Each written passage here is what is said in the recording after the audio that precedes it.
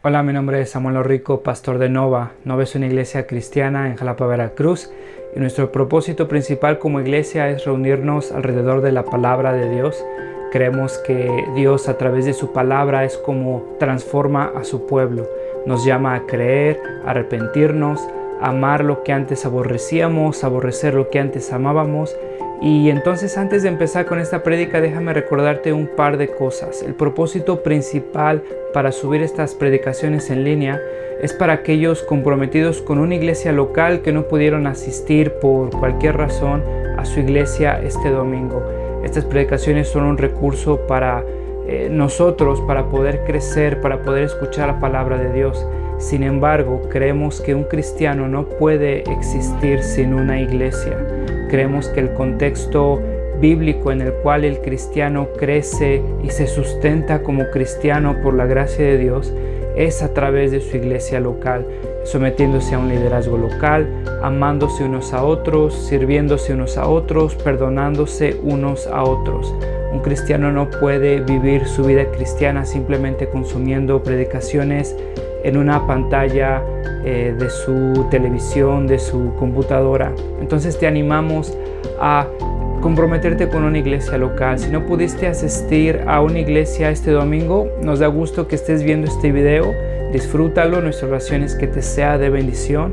Sin embargo, si no te has comprometido con una iglesia local, mi oración es que puedas comprender que el amor de Dios se refleja en medio de su pueblo, mostrándose en la iglesia local.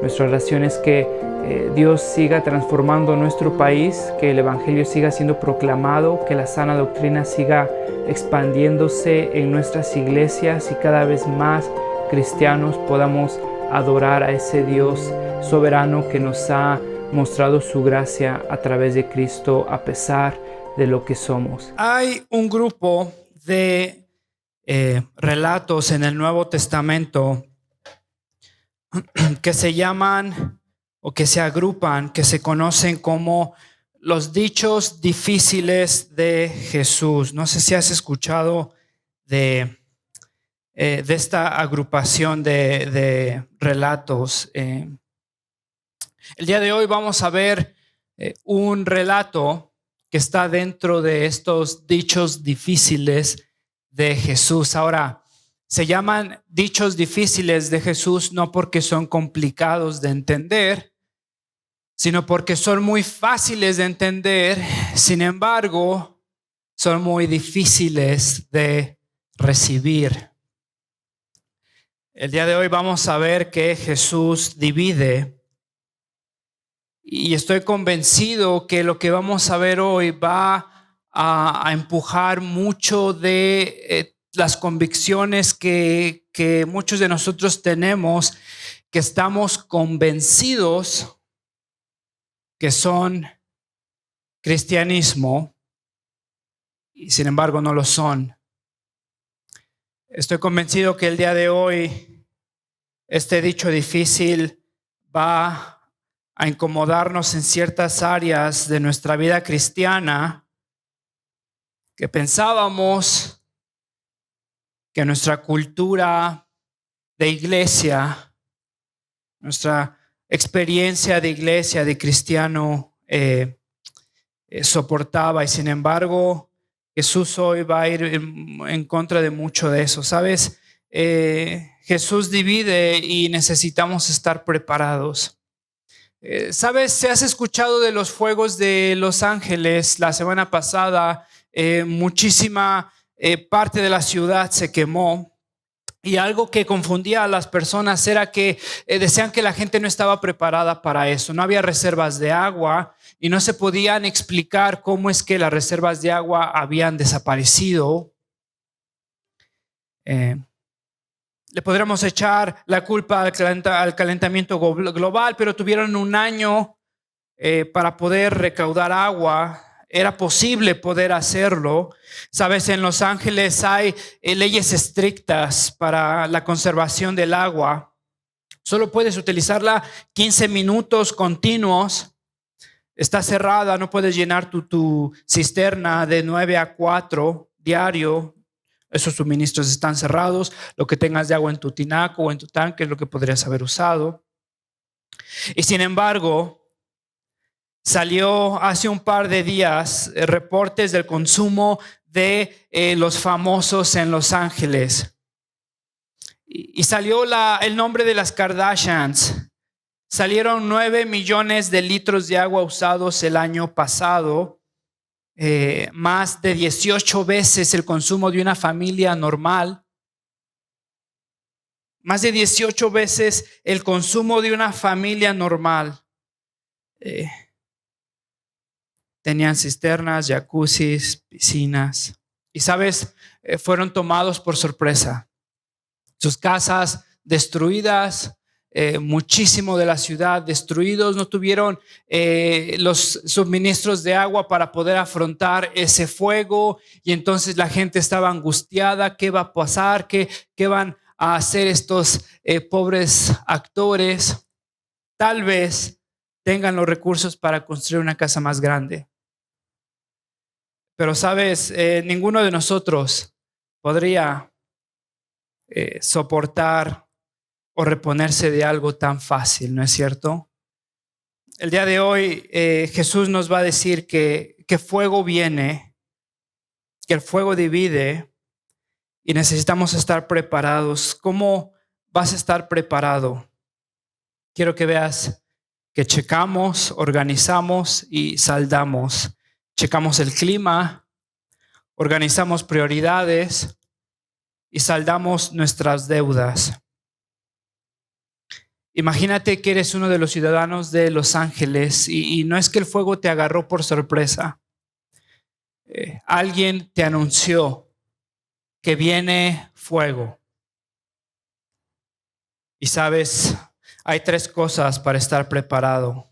Checamos el clima, organizamos prioridades, saldamos cuentas. ¿Te acuerdas? La semana pasada vimos el mayordomo fiel y vimos el mayordomo infiel, y ese mayordomo, esa persona no estaba preparada para recibir a su Señor. ¿Te acuerdas?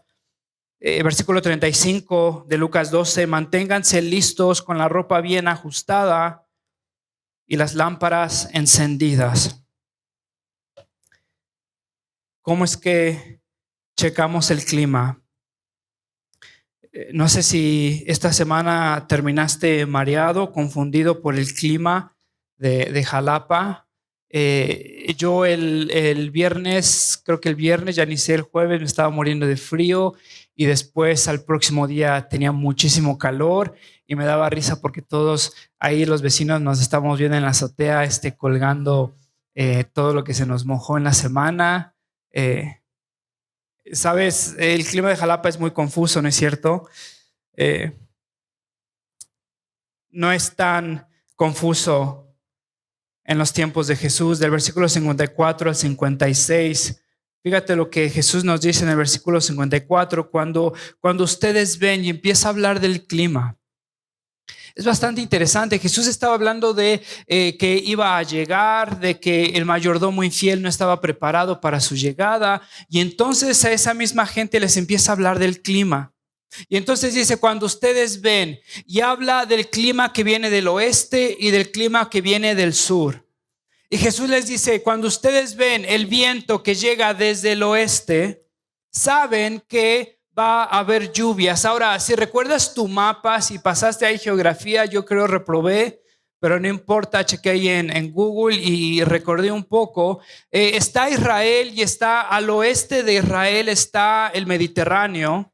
Y entonces cuando el viento soplaba desde el oeste a Israel, traía un montón de humedad y traía entonces lluvia. Y entonces Jesús les está diciendo: ustedes, cuando ven que hay viento desde el oeste, saben que hay lluvia, va a llover.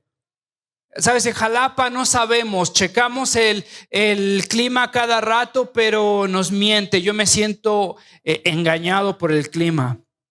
La gente de ese entonces, imagínate, todavía no llegaba el Oxxo allá, no llegaba Chedraui, y tú tenías que cosechar toda tu comida, todos tus vegetales, tú los tenías que procurar. No había tele, no había TikTok, entonces tenías el tiempo para estar checando el clima. Y sabías entonces que si el viento soplaba desde el oeste, iba a haber lluvias y era el tiempo para ablandar la tierra, para sembrar, para que las semillas pudieran absorber todo el agua.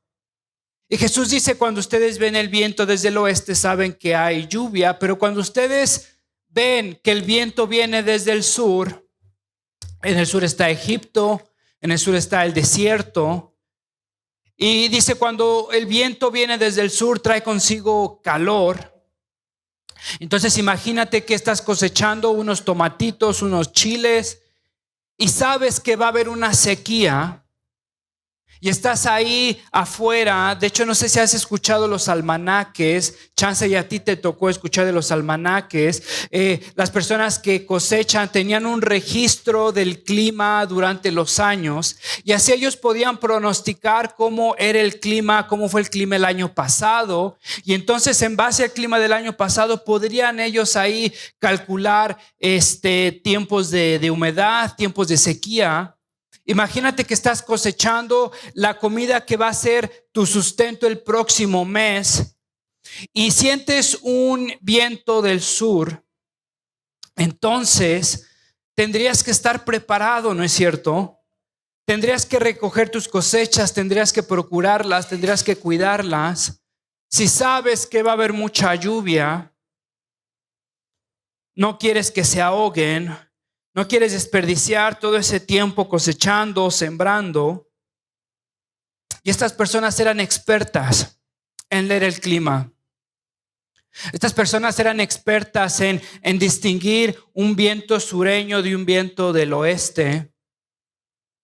Estas personas eran expertas en distinguir la cantidad de lluvia que habría de caer. Versículo 56, hipócritas, ustedes saben interpretar la apariencia de la tierra y del cielo. ¿Cómo es que no saben interpretar el tiempo actual?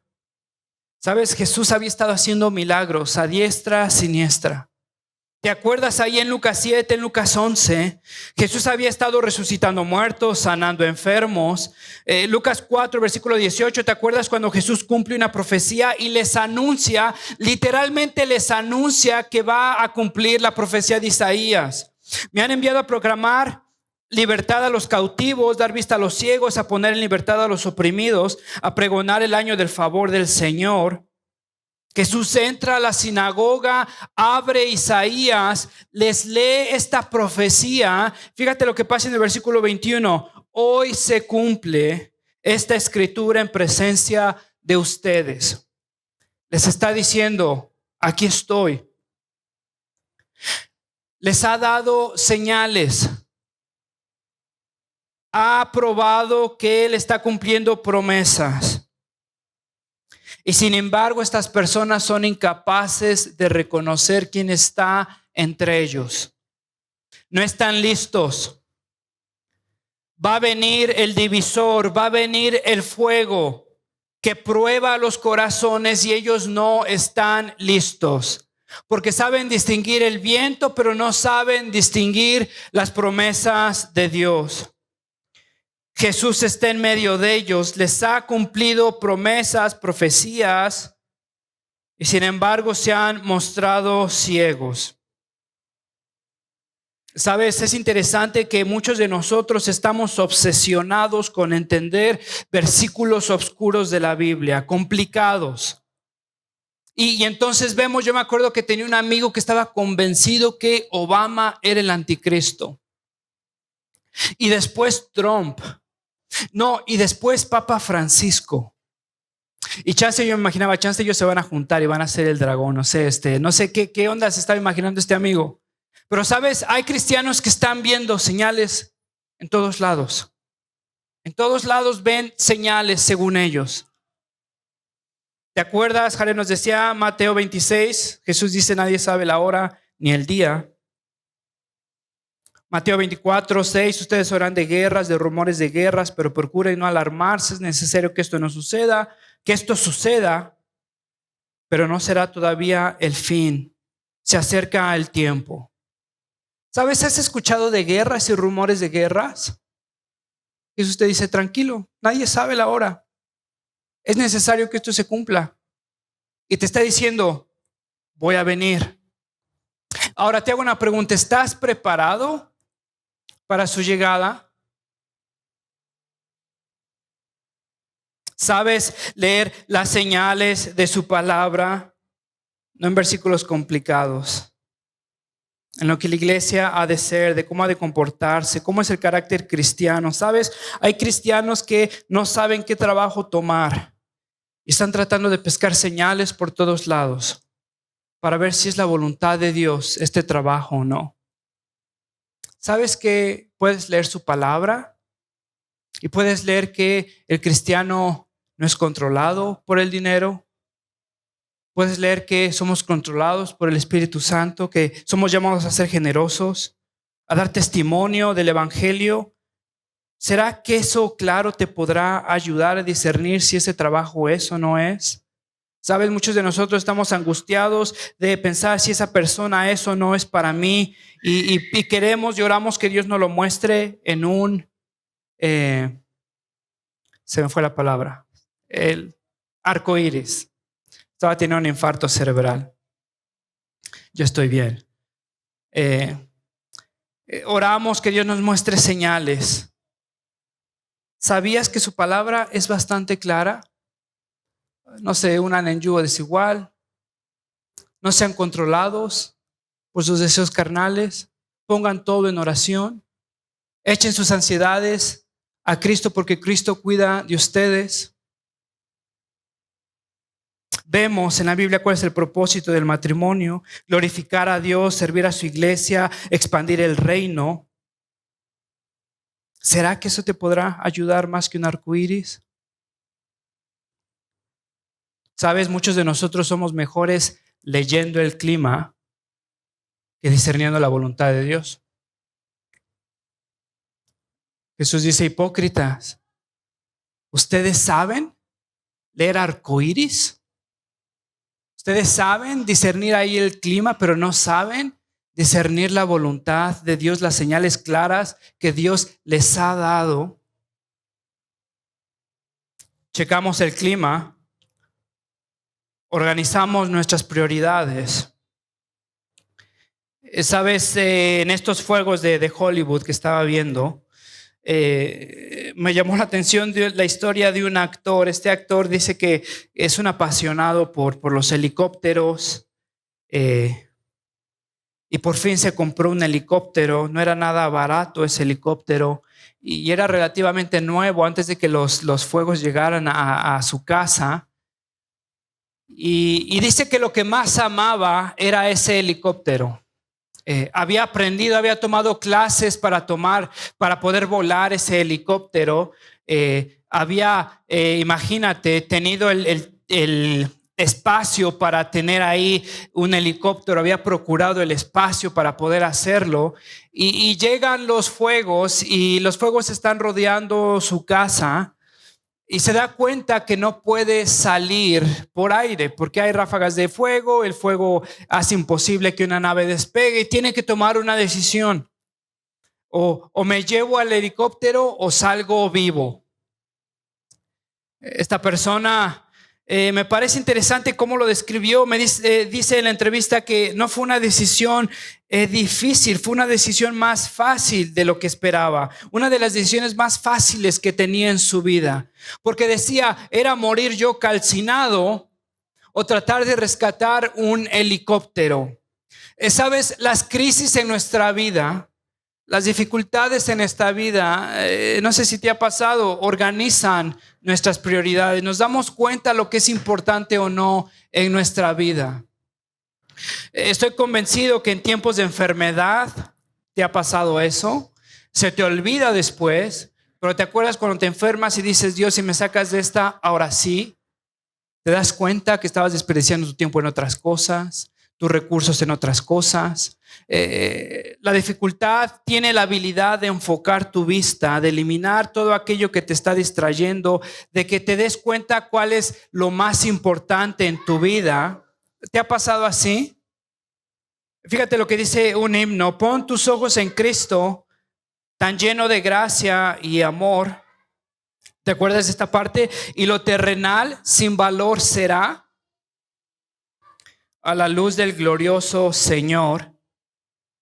Lo terrenal sin valor será a la luz del glorioso Señor. Todo lo que ahora me preocupa, todo lo que ahora me da ansiedad, empieza a desvanecerse. Me doy cuenta que no es tan importante. Sabes, el fuego para este hombre eliminó distracciones que antes él amaba, que antes él atesoraba. Fíjate lo que dice Jesús. He venido, versículo 49, he venido a traer fuego a la tierra, y como quisiera que ya estuviera ardiendo, pero tengo que pasar por la prueba de un bautismo, y cuánta angustia siento hasta que esto se cumpla. ¿Creen ustedes que vine a traer paz a la tierra? Les digo que no, sino división. Fíjate lo que está diciendo. He venido a traer fuego a la tierra. Esta frase, he venido, describe el propósito de su ministerio. Es la misión, la razón por la cual él ha llegado.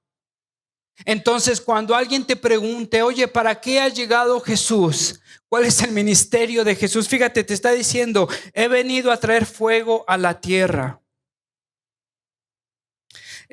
También describe su ministerio en otra frase que también aparece ahí, he venido.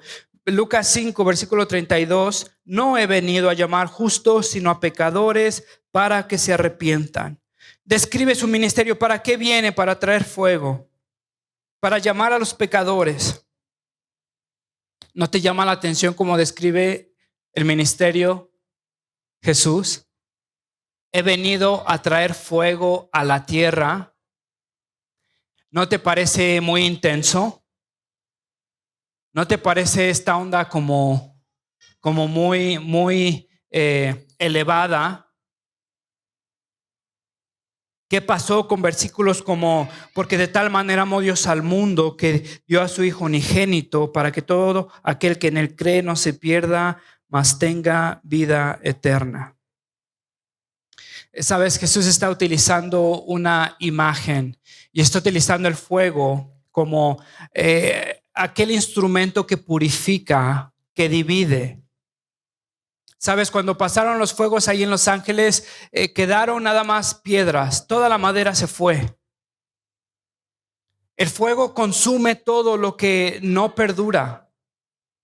Jesús está describiendo su ministerio como aquel purificador, como aquel divisor que separa. Jesús está describiendo su ministerio como aquello que viene a probar lo que es verdadero y lo que no es verdadero. He venido a traer fuego a la tierra. Fíjate lo que dice, y cómo quisiera que ya estuviera ardiendo. Fíjate que el ministerio de Jesús divide y quema lo perecedero y conserva y purifica lo que es de valor. Y en versículos como Juan 3:16 confirman eso. Fíjate lo que dice, porque de tal manera amó Dios al mundo que dio a su Hijo unigénito para que todo aquel que cree no se pierda, mas tenga vida eterna. Te hago una pregunta, ¿y qué pasa con los que no creen? Para que todo aquel que en él cree no se pierda y tenga vida eterna. ¿Qué pasa con los que no creen? Es Jesús que viene a probar aquello que es verdadero, a dividir justos, pecadores. Fíjate en Lucas 3, versículo 17. Tiene el aventador, Jesús está hablando de él, tiene el aventador en la mano para limpiar su era y recoger el trigo de su granero. La paja, en cambio, la quemará con el fuego que nunca se apagará. Date cuenta que Jesús está describiendo su ministerio como fuego. Destruye lo que es perecedero, purifica lo que es de valor. Y no solo eso, sino que no se está disculpando. No está diciendo, híjole, mi ministerio es traer fuego. Híjole, perdón, pero se los tengo que decir. Perdón, pero tengo que quemar absolutamente todo. Perdón, pero tengo que purificar las cosas aquí. No quería, me da pena, pero lo necesito hacer. Fíjate lo que dice, cómo quisiera que ya estuviera ardiendo. Pero antes de esto hay algo necesario. Él dice que es necesario primero pasar por la prueba del bautismo. Sabemos que no es el bautismo de Juan porque ya se ha bautizado como Juan.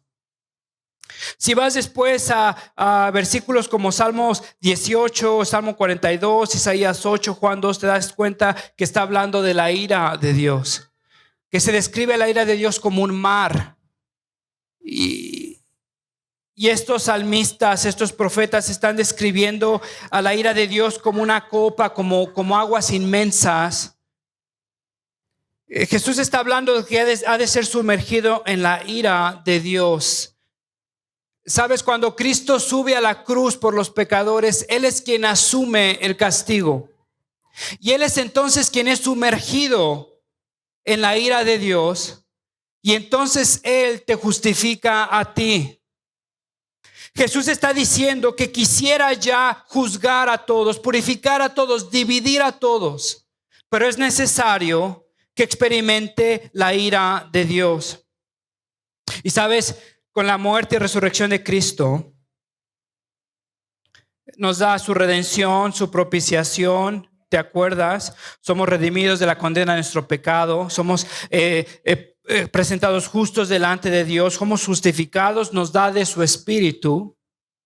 Y sabes, precisamente por eso está ansioso de ser sumergido, de ser crucificado, de experimentar la ira de Dios para darnos de sus bendiciones antes de que llegue el juicio.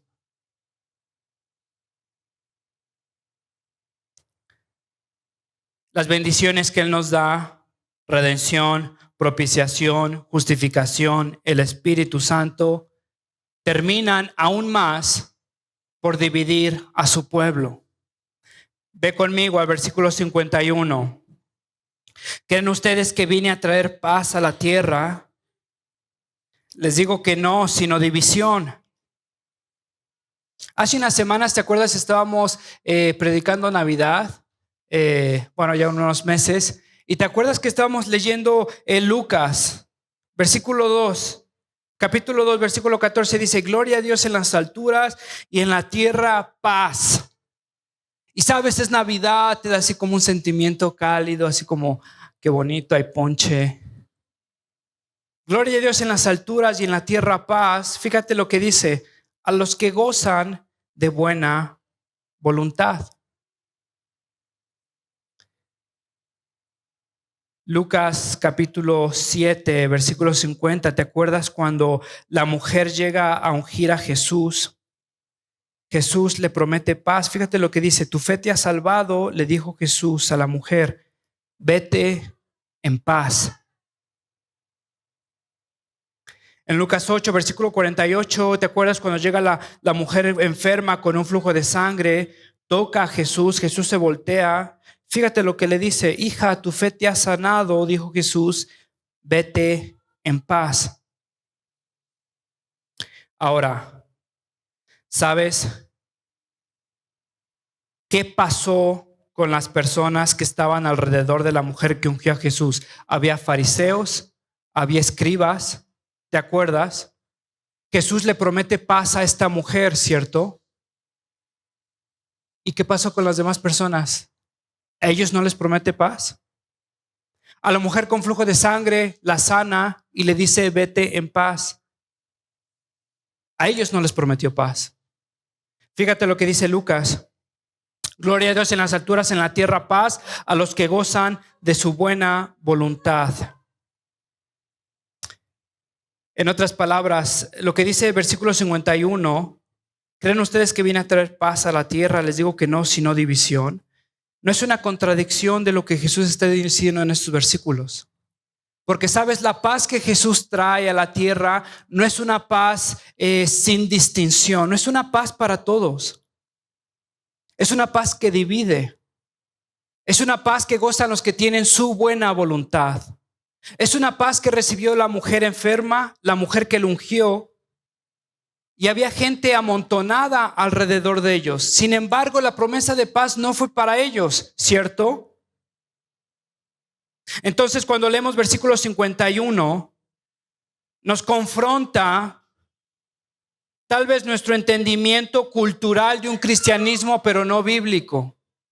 Porque pensamos entonces que Cristo ha de traer paz a la tierra y todo va a ser lleno en este momento, tal vez en nuestra oficina, en nuestras familias, en nuestras casas, todo va a ser lleno de paz. No es paz para todos. Fíjate lo que dice Jesús. ¿Creen que vine a traer paz? Les digo que no, sino división. De ahora en adelante, versículo 52, estarán divididos 5 en una familia, 3 contra 2 y 2 contra 3.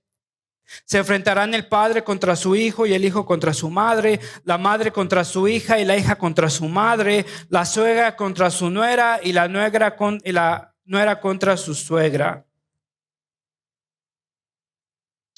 Date cuenta que las promesas que Dios nos da tienen repercusiones hasta en lo más íntimo. Que la paz que Dios le da a aquellos que gozan de su buena voluntad y las bendiciones que Dios nos da gracias a que Cristo ha sido sumergido en la ira de Dios por nosotros, que esa paz termina dividiéndonos, que esa paz termina separándonos de las demás personas. Y sabes, esto estoy convencido que va contra mucho de lo que nosotros nos hemos prometido a nosotros mismos. Ven a la iglesia y tu familia va a experimentar paz. Sabes, la verdad es que el evangelio y las promesas del evangelio y lo que las promesas del evangelio hacen a tu corazón, muchas veces eso complica las dinámicas en tu familia. ¿Sabes por qué? Porque los beneficios que Dios te ha dado, como su propiciación, justificación, redención, su Espíritu Santo, te van separando de las personas que no tienen la misma afección, el mismo amor, las mismas convicciones. Y sabes, si Dios me ha dado redención a través de Cristo y entonces significa que me ha separado del pecado, entonces mi conducta me va a ir separando de las personas. De ahora en adelante están divididos 5 en una familia, 3 contra 2 y 2 contra 3. Porque las promesas del evangelio invaden y Cristo no se apena de entrar a casas. Y sus promesas van permeando a su pueblo, estén donde estén, en la familia que estén, y van creando frutos y van moldeando personalidades. Y sabes, cada cristiano se encuentra a la cruz de Cristo y tiene que responder esta pregunta: ¿quién es Cristo y qué demanda de mí? Y eso involucra tus finanzas, tu trabajo, tu vida emocional, tu vida sexual. ¿Sabes? ¿Te ha pasado que estás con amigos y están platicando de cómo tal vez desviar dinero o conseguir un trabajo, comprar una plaza, lo que sea? Y sabes que expresar tus convicciones te van a separar de esas personas. Están platicando de que ahora mi hijo se identifica como una mujer y voy a ahorrar para la cirugía. Tus convicciones te van a separar. Estás platicando con un amigo y está viviendo con su novia y te pregunta por qué tú todavía eres virgen o por qué todavía no tienes relaciones con tu novia. ¿No crees que eso te va a separar? ¿No crees que se van a sentir juzgados, aunque muchas veces no lo hagas así? Espero que no lo hagas con un deseo de juzgar, de ser santurrón. Pero simplemente con decir, sabes, no es mi convicción. Sé que la voluntad de Dios es mejor y confío que su voluntad es mejor para mi vida. Sabes lo que Jesús nos está diciendo, y tal vez por eso es un dicho difícil, es que para acercarnos a Dios, muchas veces nos tenemos que separar de lo que más amamos. Y Dios nos está arrinconando y nos está cerrando todas las salidas y nos está ordenando las prioridades y nos está diciendo: Cristo es primero, su reino es primero. Quiero que te des cuenta que esta oposición en familias es bilateral. En otras palabras, no es el cristiano nada más ahí rechazando a los demás. Es una división natural que pasa porque tenemos diferentes convicciones, diferentes anhelos. Quiero que te des cuenta cómo Jesús lo hace. Padre contra hijo y después hijo contra padre. ¿Te das cuenta? Que es una división, una tensión bilateral. No es solamente que yo los estoy rechazando, muchas veces ni siquiera pasa así. Es ese distanciamiento de corazones, de prioridades, de anhelos, de convicciones. Padre contra hijo, hijo contra padre, madre contra hija, hija contra madre, suegra contra nuera, nuera contra suegra. Fíjate lo que dijo Simeón. ¿Te acuerdas? María fue a presentar a Jesús al templo. ¿Te acuerdas? Era un bebé, Jesús lo fue a ofrecer al templo. Y fíjate lo que Simeón, este anciano dice. Simeón le dio su bendición a María, la madre de Jesús. Fíjate lo que dice: este niño está destinado a causar la caída y el levantamiento de muchos en Israel y a crear mucha oposición, literalmente división. Lee conmigo versículo 35, dice: a fin de que se manifiesten las intenciones de muchos corazones. ¿Sabes por qué? Porque su evangelio nos fuerza a tomar decisiones, a crear convicciones, a fin de que se manifiesten las intenciones de muchos corazones. Fíjate lo que dice Jesús, Lucas 14, versículo 26. Si alguno viene a mí y no sacrifica el amor a su padre, a su madre, a su esposa, a sus hijos, a sus hermanos, a sus hermanas y aún su propia vida, no puede ser mi discípulo. ¿Te acuerdas cuando la mamá de Jesús y sus hermanos lo estaban buscando? Y llega uno y dice: Jesús, te habla tu mamá. ¿Te acuerdas lo que dice Jesús? ¿Quién es mi mamá y mis hermanos? Sino los que hacen la voluntad de Dios. ¿Te acuerdas cuando llama a uno que estaba ahí dentro de la multitud y dice: ven, tú sígueme? Dice: Señor, tengo que esperar a que toda mi familia pues se muera, los tengo que enterrar. Deja que los muertos entierren a los muertos, pero en cuanto a ti, sígueme. ¿Sabes dónde está esa promesa? Que si vienes a la iglesia, Dios está ahora obligado a darte un matrimonio sin complicaciones. Tal vez sería menos volátil si dos incrédulos están casados, tienen las mismas convicciones, vaya, la misma falta de dirección espiritual, las mismas malas decisiones, los dos están de acuerdo.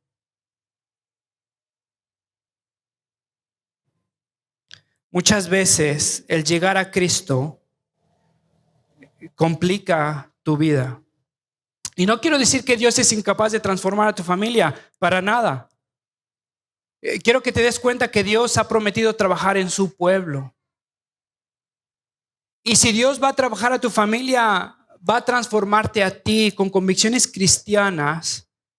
Y puede que te utilice a ti otra persona para transformar a tu familia, pero hermano, van a ser tantos años difíciles de fricción, donde no te desanimas porque sabes que Dios ha prometido trabajar en tu corazón.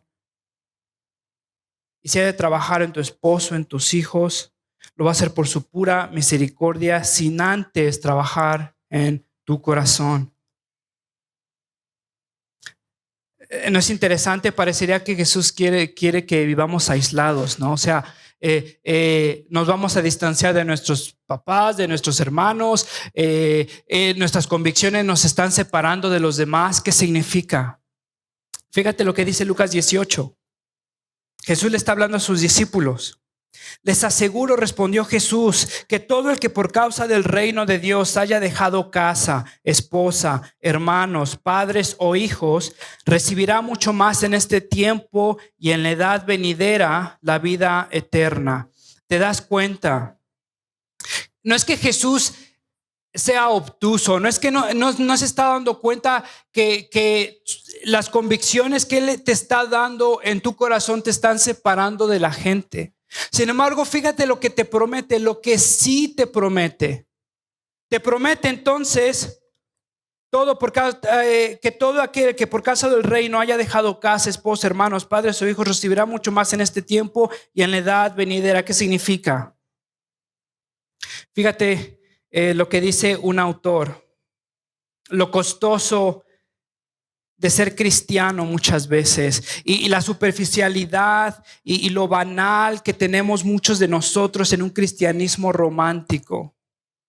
Fíjate lo que dice: aquellos que quieren reducir a Jesús a un salvador sentimental de un Dios amoroso no han llegado a comprender la profundidad de la pasión divina, de la ira y del amor de Dios que se revela en la palabra de Jesús, en su voluntad y en su obediencia hasta la muerte. En otras palabras, tu corazón transformado te va a dar una pasión y una afección por amar a Dios y a los suyos, por perseguir convicciones cristianas, por expandir su reino. Eso te va a ir acercando a personas, te va a ir alejando de personas. Y Cristo te ha prometido entonces que te va a dar una nueva familia, una nueva sociedad, un nuevo pueblo.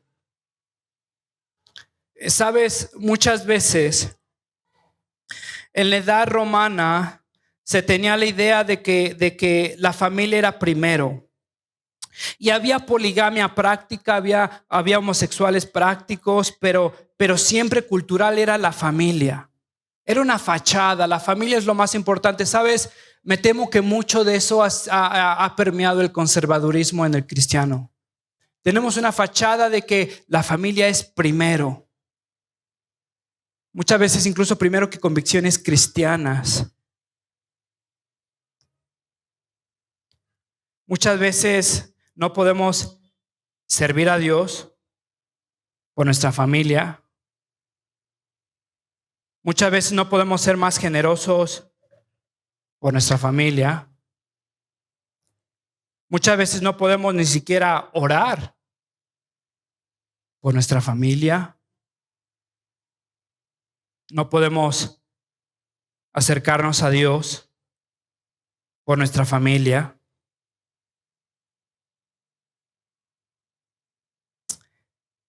Sabes, nuestras relaciones reflejan nuestras convicciones y nuestras afecciones nos van agrupando o nos van uniendo, nos van acercando a las personas que tienen esas mismas afecciones. Y es lo que Jesús dice: aquellos que han dejado tanto familias por mí, yo les daré más. Y está hablando de la iglesia. Sabes, aquí hay varias mamás, aquí hay varios papás, aquí hay varios hermanos. Y nos podemos acercar todos unidos por la misma convicción, el mismo amor, el mismo sentir, la misma pasión. Muchos de nosotros hemos dejado familias y nuestras familias nos han rechazado por nuestras convicciones. Hermano, ve cuánta familia Dios te ha dado. Ve cuántas mamás sabias Dios te ha dado. Ve cuántos papás sabios Dios te ha dado. Ve cuántos hermanos tienes. Muchos de nosotros nos sentimos solos en nuestra vida cristiana porque nuestras convicciones nos han apartado. Ve alrededor cuántas personas Dios te ha regalado. Sabes, nuestras relaciones reflejan nuestras convicciones. Y no entiendo, en verdad, no entiendo cuando cristianos lo dicen en voz alta, que no saben por qué, pero sus mejores amigos son inconversos o no son cristianos. Y me da tanta tristeza, hermano. ¿No reflejará eso un poco de tu corazón? ¿Tendrás los mismos anhelos, las mismas pláticas? ¿Tendrás el mismo deseo? ¿Tendrás las mismas pasiones? ¿Sabes? Lo que Jesús me está diciendo y lo que causa su reino y sus promesas, muchas veces me hacen no entender, adultos jóvenes, que vienen pidiendo consejo en cuanto a relaciones con personas que no son creyentes.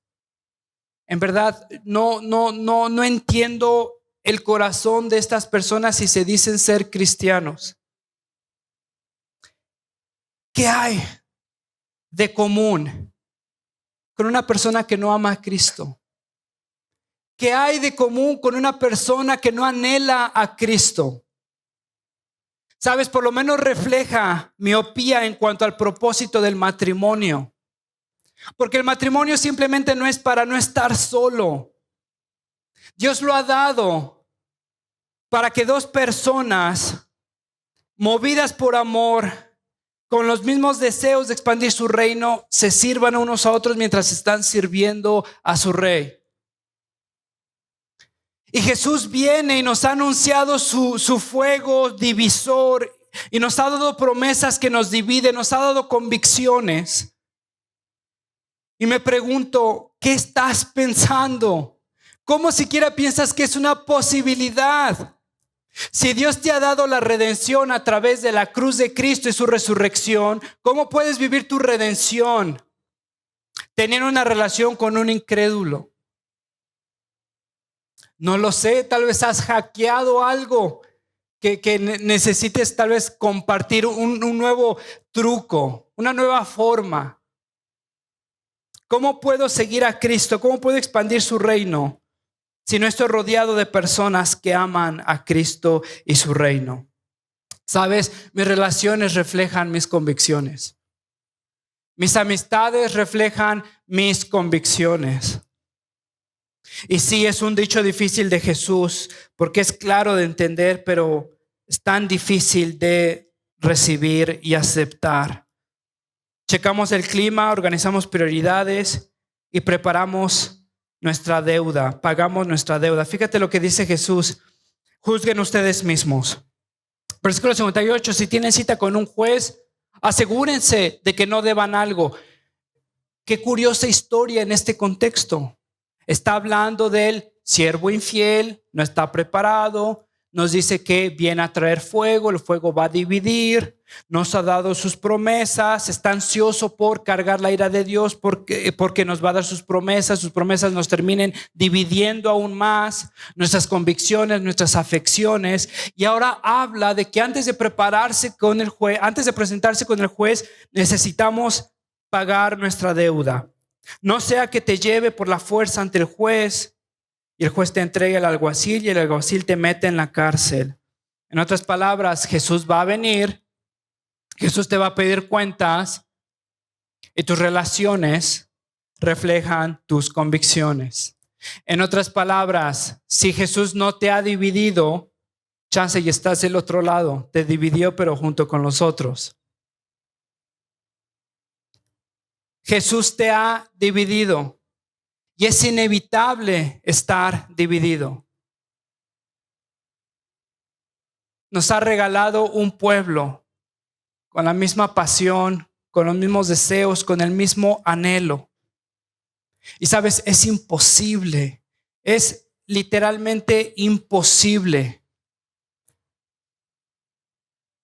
amar, convivir, estar unido con una persona que no ama a Cristo. Y si no me crees, vuelve a leer este pasaje. Algo interesante que pasó en los fuegos de Los Ángeles es que si después ves fotos, ves casas totalmente destruidas y en las casas de los más famosos ves lavabos de bronce o de oro, de plata, ves mármol. Y sabes, es interesante que el fuego quemó absolutamente todo lo que no valía la pena y dejó cosas que eran de más valor. Sabes, Jesús nos está diciendo eso. Vengo a traer fuego, vengo a dividir, Vengo a dar paz a aquellos que gozan de mi buena voluntad.